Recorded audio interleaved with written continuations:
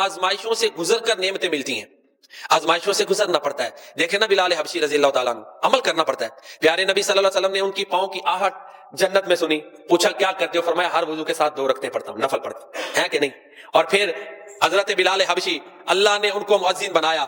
اگرچہ یہ کتابوں میں نہیں موجود، لیکن میں اکثر عرض کرتا ہوں کہ جب بلال آگ کے کوئلوں کے اوپر، گرم پتھروں کے اوپر اللہ کی توحید کے نغمے الاپتے تھے، تو پھر اللہ نے انعام دیا نا کہ اے بلال، جب تو ہماری محبت میں ہماری توحید کے نغمے الاپتے ہوئے ہر قسم کی تکلیف کا سامنا کرتے تھے، اللہ کے نبی نے کہا کہ اے بلال آہستہ کہہ لو، لیکن آگے نہیں. تو اللہ کی توحید کا نغمہ اونچی الاپنے میں جو لذت ہے وہ دل میں نہیں. جب بلال نے اللہ کی توحید کے نغمے گرم پتھروں پہ الاپے تو اللہ نے پھر انعام دیا نا. جب مکہ فتح ہوا تو حرم کے اوپر خانہ کعبہ میں پھر بلال نے وہاں پر اللہ کی توحید کے نغمے الاپے.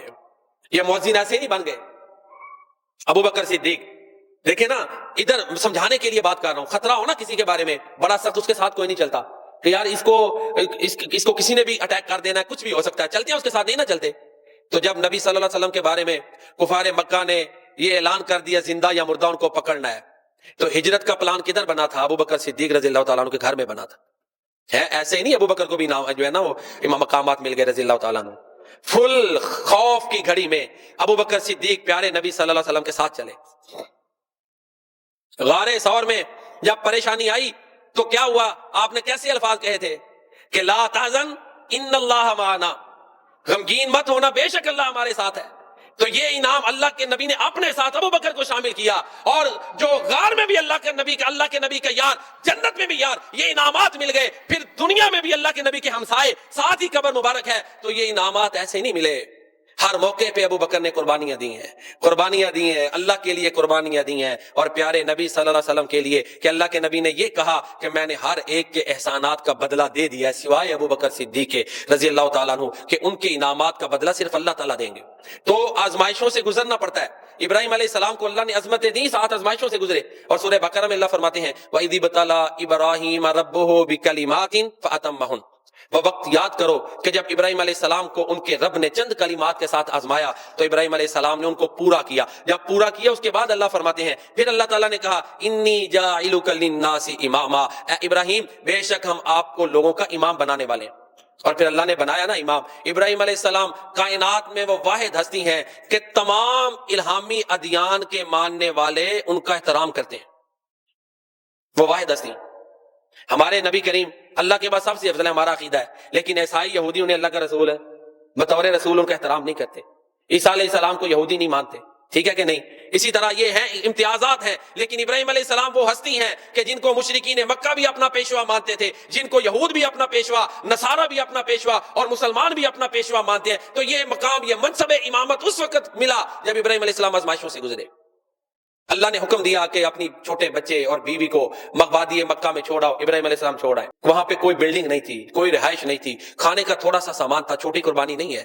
آج ہم جو ہے نا سکول کالج کے لیے، مجھے بھی اللہ توفیق دے کہ ہم اپنے اندر بہتری لائیں، بچوں کو اٹھائیں گے، بڑی فکر کریں گے. لیکن ویسے دین کے معاملے میں ہو تو ہم سب سے زیادہ لچک دکھاتے ہیں. میں بھی شامل ہوں. اللہ مجھے بھی توفیق دے کہ ہم بہتر لائیں، بہتری کریں. سب سے پہلے دین کے معاملے کو آگے رکھا. بیوی ہے، بچہ ہے، اللہ کے حکم کے مطابق جو ہے نا مکہ مکرمہ میں چھوڑا ہے. تو پھر اللہ نے انعام دیے نا. کتنے انعامات ملے؟ آب زمزم پھوٹا ہے، اور اماں ہاجرہ جس نے اللہ کی رضا کے لیے اپنے خامد کی اطاعت کی کہ اللہ کا حکم ہے. اور پوچھا تھا نا ابراہیم علیہ السلام جب چھوڑ کے جا رہے تھے، اللہ کا حکم ہے، کہا ہاں. پھر انہوں نے کہا تھا اللہ ہمیں ضائع نہیں کرے گا. یہ ان کا بھی ایمان تھا. تو اللہ نے پھر عظمتیں دے دی. یہ اکیلی عظمت جو اماں ہاجرہ کو ملی ہے کائنات میں کسی اور عورت کو نہیں ملی، کسی عورت کو نہیں ملی.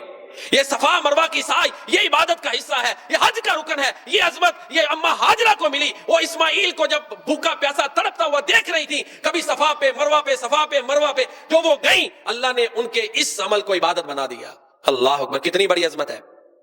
تو پھر ابراہیم علیہ السلام نے دعائیں کی. وہ وادی مکہ نہ کوئی زراعت نہ کوئی چیز، لیکن آب زمزم نکلنے کی دیر تھی. اللہ نے لوگوں کے دلوں کو اس کی طرف مائل کر دیا. تو یہ عظمتیں اللہ نے عطا فرمائی ہیں قربانیوں کے بعد. تو عرض یہ کر رہا تھا قربانیاں دینی پڑتی ہیں، پھر اللہ عظمتیں عطا فرماتے ہیں. تو ابراہیم علیہ السلام کی سیرت کا ہمارے لیے ایک جو بہت بڑا پہلو ہے وہ یہ ہے کہ اللہ تعالیٰ کی توحید کو ڈنکے کی چوٹ انہوں نے بیان کیا.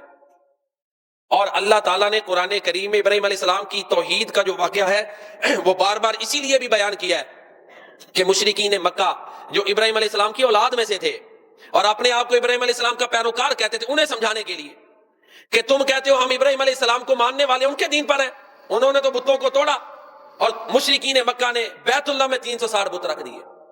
تو ان کو سمجھانے کے لیے خاص طور پر اور قیامت تلک ہر انسان کو سمجھانے کے لیے کہ سب سے بڑا تعلق اللہ کا تعلق ہے، سب سے زیادہ احترام والا تعلق اللہ تعالیٰ کا تعلق ہے، سب سے بڑی جو انسان کی ذمہ داری ہے وہ یہ کہ اللہ کی بندگی پہ آنچ نہ آئے۔ جب اللہ تعالیٰ کے ساتھ انسان کا تعلق مضبوط ہوگا، اس کی محبت میں آگے بڑھے گا، پھر اس کی بھی نوازشات ہوں گی، پھر غیب سے مددیں بھی آئیں گی، دعائیں بھی قبول ہوں گی، اللہ مشکل حالات میں بھی آسانیاں پیدا کریں گے۔ جب کچھ سلجھائی نہ دیتا ہو، غیب سے اس کی مدد آ جائے گی۔ تو ابراہیم علیہ السلام کی سیرت سے ہمیں یہ سبق ملتا ہے۔ باقی جو